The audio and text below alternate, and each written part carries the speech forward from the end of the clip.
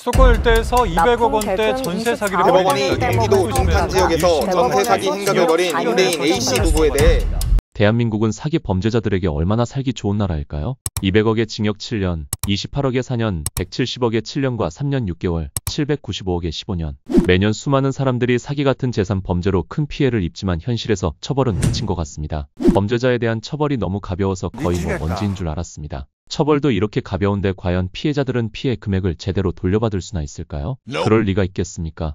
법원서 막힌 사기 피해 배상 4명 중 3명은 못 받는다. 기사를 보면 배상명령 인용률 27% 불과 배상명령 제도가 제 기능을 하지 못하면서 사기 피해자들의 손해 회복은 극히 미미한 수준이라고 합니다. 배상명령 등을 통해 피해자들이 받아낸 돈은 1조 322억 원 고작 3.5%에 불과하다고 하는데 법이 유독 피해자들한테는 엄청 가혹하다는 생각이 드네요. 결국 피해자는 민사소송을 제기해야 하지만 아시는 분들은 아시겠지만 상당한 비용과 시간이 소요될 수밖에 없죠. 심지어 민사소송을 제기해도 범죄자가 재산을 은닉하거나 이미 다 사용해버린 경우에는 피해자는 말 그대로 희망이 없는 지옥 같은 민사소송을 감당해야 합니다. 만약 그 돈이 평생 모은 전 재산이라면 그 절망감을 누가 감히 이해할 수 있을까요? 그리고 개인적으로 민사소송은 법을 지키며 사는 일반적인 사람들에게나 효과가 있지 사람 같지도 않은 범죄자들에게는 큰 문제가 되지 않는다고 봅니다. 대한민국의 현행법은 범죄의 중대성을 고려해 형량을 정하도록 하고 있지만 200억을 사기쳐도 고작 7년밖에 받지 않는 현실을 보면 정말 피해 금액의 엄청난 규모를 제대로 반영했다고 할 수 있을까요? 아니면 대한민국의 판사님들은 7년이면 충분히 200억을 벌 수 있다고 생각하는 걸까요?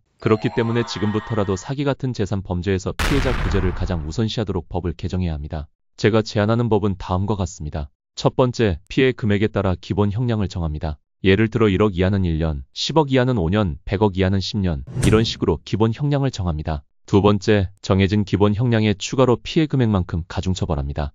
예를 들어 피해 금액이 1억이라고 가정했을 때 1000만 원당 1년으로 계산해서 1억이면 10년의 추가형을 받는 것입니다. 그럼 결국 1억을 사기친 범죄자는 기본형을 1년 선고받고 거기에 추가로 10년을 더 가중처벌받아 총 11년의 형을 선고받습니다. 세 번째, 여기서 범죄자에게는 두 가지의 선택지가 주어집니다. 피해자의 돈을 모두 변상하고 기본 형량만큼만 감옥에서 살고 나올지, 아니면 감옥에서 노동을 하도록 하여 11년간 그 돈을 벌어서 갚고 나올지 말입니다.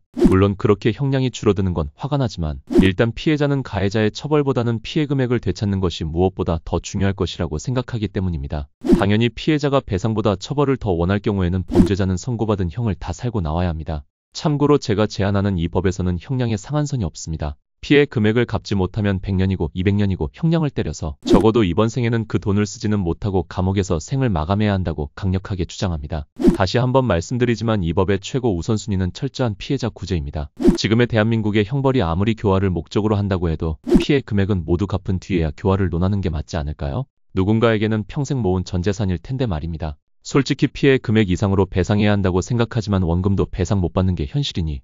그리고 추가적으로 이 법은 저는 사기뿐만 아니라 횡령을 포함한 모든 재산 범죄에 적용되어야 한다고 생각합니다. 마지막으로 제가 재산 범죄에 대한 처벌이 바뀌어야 한다고 생각하는 이유는 언젠가는 저도 피해자가 될 수 있기 때문입니다.